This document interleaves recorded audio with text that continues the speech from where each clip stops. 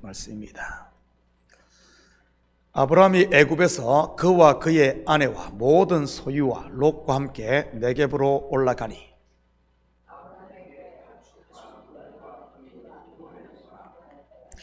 그가 네겝으로부터 길을 떠나 베델에 이르며 베델과 아이 사이 곧 전에 장막 쳤던 곳에 이르니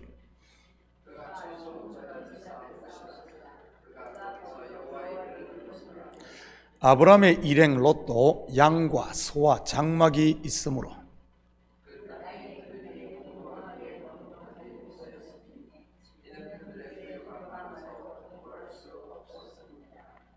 그러므로 아브라함의 가축의 목자와 롯의 가축의 목자가 서로 다투고 또 가나안 사람과 브리스 사람도 그 땅에 거주하였는지라.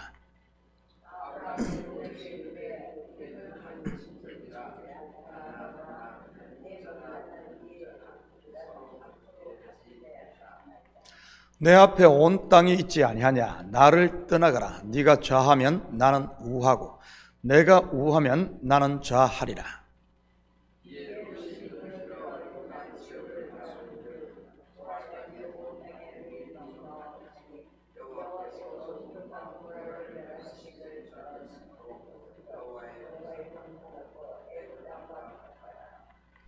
그러므로 롯이 요단 온 지역을 택하고 동으로 옮기니 그들이 서로 떠난지라.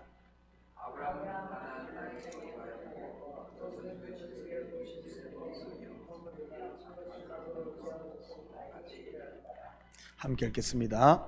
소돔 사람은 여호와 앞에 악하며 큰 죄인이었더라. 아멘. 좋은 아침입니다. 애굽에서 아내를 잃었다가 찾은 아브라함은 다시 가나안으로 돌아옵니다. 많은 가축과 은과 금을 가지고 말이지요.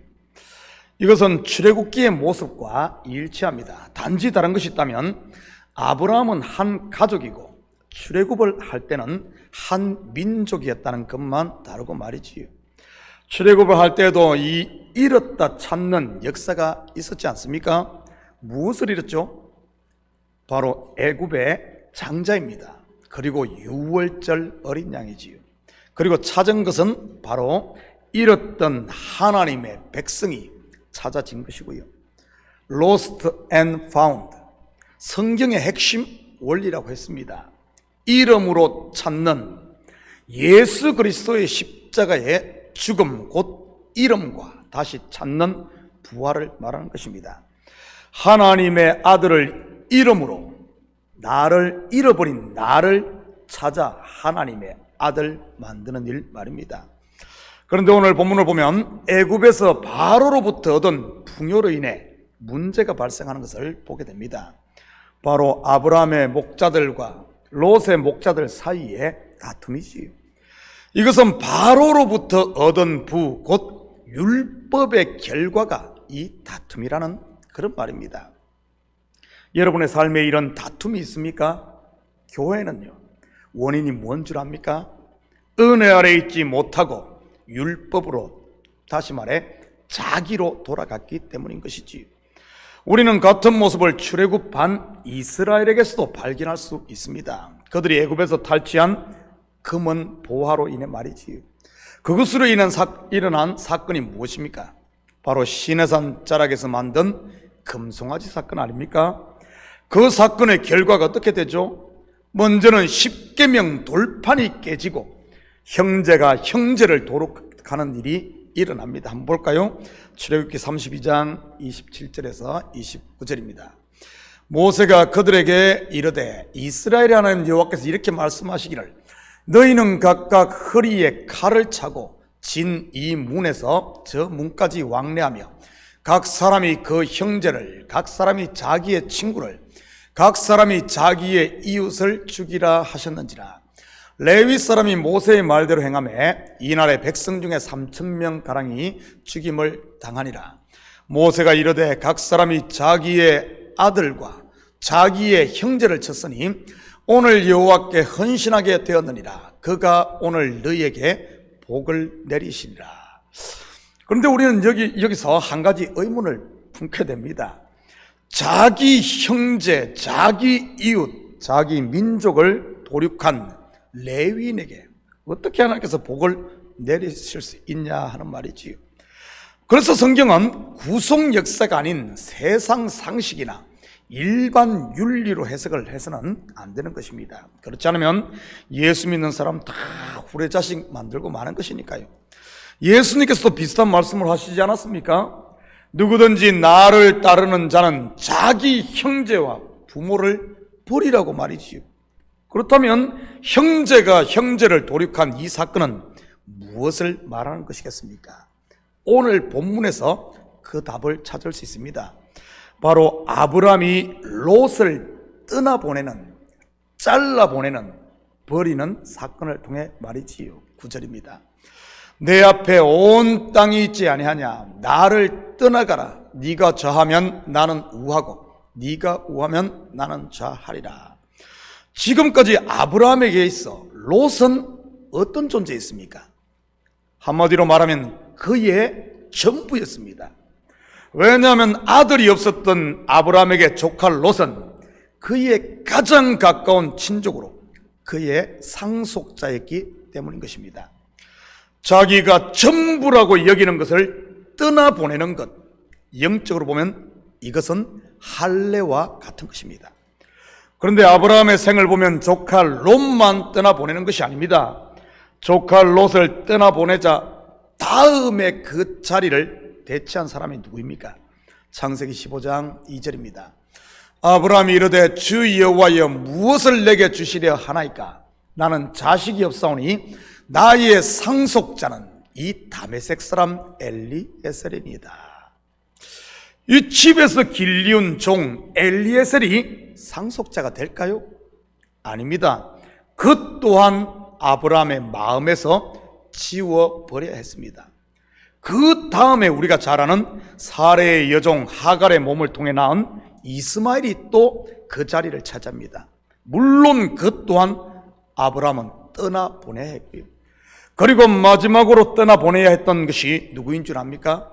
다름 아닌 약속을 따라 난 자기의 아내 사레의 몸에서 난 이삭입니다. 언제 그를 떠나보내죠? 모리아 산에서 번제로 드릴 때입니다. 그렇다면 왜 하나님께서는 믿음의 조상이라 불리는 아브라함의 삶을 통해 계속해서 잘라내고 떠나보내게 하신 것일까요?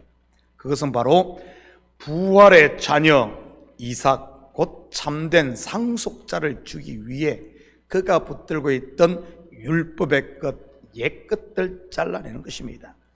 이것은 지금 우리에게도 마찬가지입니다. 그래서 신앙생활은 내 속에 있는 이런 육신의 생각, 롯을, 엘리에셀을, 그리고 이스마엘을 떠나보내는, 내려놓는 삶이 우리 신앙생활인 겁니다. 심지어 이삭까지도 말이지요. 그럴 때 내 속에 그리스도의 형상이 이루어지고 내가 하나님의 아들, 상속자로 서는 것입니다. 아브라함이 가장 소중한 것을 떠나보낼 때 심령이 어땠을까요? 애통하고 슬퍼하며 심히 아팠을 겁니다. 그래서 예수님께서 산상순을 통해 애통하는 자가 복이 있다고 한 것 아니겠습니까? 애통하는 자는 천국을 상속으로 받을 것이라고 말이지. 본문을 보면 아브라함은 애통해 하는데 롯은 신나합니다.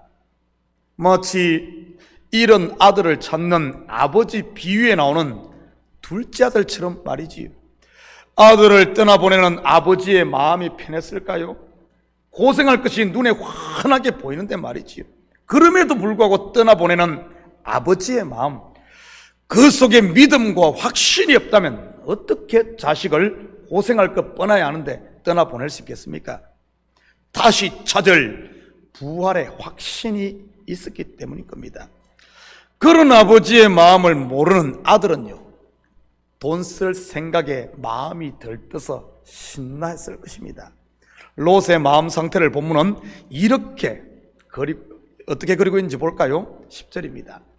이에 롯이 눈을 들어 요단 지역을 바라본 적 소알까지 온 땅에 물이 넉넉하니 여호와께서 소돔과 고모라를 멸하시기 전이었으므로 여호와의 동산 같고 애굽 땅과 같았더라. 한마디로 헛된 망상의 나래를 펴고 있었던 것이지. 여기서 물이 넉넉하다고 했는데 이 물은 윗물 곧 진리의 말씀의 물일까요? 아니면 아랫물 곧 율법의 말씀의 물일까요? 물론 둘 다 될 수 있습니다. 그 물을 어떻게 마시느냐에 따라 말이지요. 물론 롯은 이 넉넉한 물을 율법의 물로 마셨고요. 그리고 여호와의 동산과 같다고 하네요. 여기서 여호와의 동산은 어디를 말하는 것이겠습니까? 에덴 동산입니다. 성경에서 에덴 동산을 어떻게 묘사하고 있는지 볼까요? 창세기 2장 9절입니다. 여호와 하나님이 그 땅에서 보기에 아름답고 먹기에 좋은 나무가 나게 하시니 동산 가운데는 생명나무와 선악을 알게 하는 나무도 있더라. 여기서 보기에 아름답고 먹기에 좋은 나무는 어떤 나무를 말하겠습니까? 생명나무겠습니까? 아니면 선악을 알게 하는 나무겠습니까? 당연히 선악을 알게 하는 나무입니다. 그러니 하와가 그 열매를 취했던 것이고요. 이것은 무엇을 말하는 것이겠습니까? 율법을 쫓는 것, 곧 겉의 것을 따르는 것이 더 멋있어 보이고, 그리고 그것이 마치 나를 구원할 것 같이 좋아 보인다는 말입니다. 그리고 애굽 땅과 같았다고 하는데 애굽 땅의 특징이 무엇입니까? 물이 풍부하고 땅이 기름져 풍요로운 땅입니다. 그런데 그 풍요 속에 무엇이 있었습니까? 바로 무거운 멍에가 도사리고 있었던 것입니다. 율법의 멍에 말이지. 애굽으로 내려간 야곱의 가족이 그러지 않았습니까? 애굽의 모든 풍요를 다 가지고 누리는 줄 알았는데 나중에 보니 무거운 멍에 아래 종이 되어 있었던 것 말이지. 똑같은 그림이 신약의 바리새인들과 서기관들, 율법사들, 그리고 종교 지도자 속에 발견하게 됩니다. 그들은 그것 부여잡으면 의를 얻어 하나님의 아들이 될 줄 아는데 그 율법의 종이 되어 하나님의 아들이 아닌 마귀의 종이 되어 있었던 것 말이지. 11절 12절입니다. 그러므로 롯이 요단 온 지역을 택하고 동으로 옮기니 그들이 서로 떠난지라. 아브라함은 가나안 땅에 거주하였고 롯은 그 지역의 도시들에 머무르며 그 장막을 옮겨 소돔까지 이르렀더라. 롯이 요단 온 지역을 택하고 하와가 선악과를 취한 모습이지요. 지금 우리로 말한다면 자기의 소리를 듣고 그걸 쫓아갔다는 말입니다. 그리고 동으로 옮기네요. 성경에서 동쪽은 어떤 곳이라고 했습니까? 죄인들이 사는 곳입니다. 점점 죄의 늪으로 빠져들고 있다는 말이지요. 욕심이 잉태한 적 죄를 낳고 죄가 장성한 적 사망을 낳듯이 말입니다. 하와도 그러지 않았습니까? 먹음직도 하고 보암직도 하고 지혜롭게 할 만큼 탐스럽기도 한 나무를 쳐다보고 또 쳐다보다가 결국 뱀의 유혹에 빠져 선악과를 취해 자기뿐만 아니라 아담에게도 주어 먹게 한 것 말이지요. 소돔에까지 이르렀더라. 결국 죄인과 하나가 되었다는 말이요, 바벨탑을 쌓았다는 말입니다. 그에 비해 아브라함은요, 가나안 땅에 거주하였고 약속을 부여잡았다는 말로 하나님의 은혜 아래 머물렀다는 말입니다. 비록 멋있고 화려해 보이지 않고 마른 땅 같아 보일지라도 약속의 말씀 곧 하늘에서 내리는 물 곧 은혜 아래 머무는 것이 바로 복인 줄 믿으시기 바랍니다. 하나님께서 보내신 곳에 머무르는 것 말이지요. 보내신 곳 가정에, 보내신 곳 교회에, 그리고 보내신 곳 여러분의 삶의 현장과 여러분의 위치, 곧 성도의 자리 말이지. 어떻게 성도가 성도의 자리를 벗어나 마귀가 들끓는 그쪽으로 옮겨간다면 어찌 거기에 복이 임하겠습니까? 겉으로 보기는 멋있고 화려해 보일지 모르지만 말이지.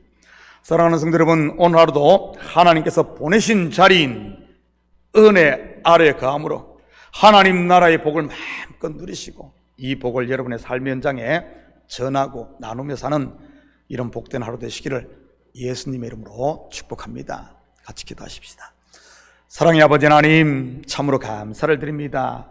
아버지 하나님, 우리가 눈에 보이는 것만 쫓습니까? 내 마음에서 일어나는 아버지 하나님, 내 육신의 생각을 혹시 쫓고 있지는 않습니까? 하나님, 우리가 붙잡고 있어야 할 자리는 바로 말씀 부여잡고 하나님의 약속 부여잡고 십자가 그늘, 십자가 밑에 있어야 하는 것이 우리 성도의 자리인 줄 믿습니다.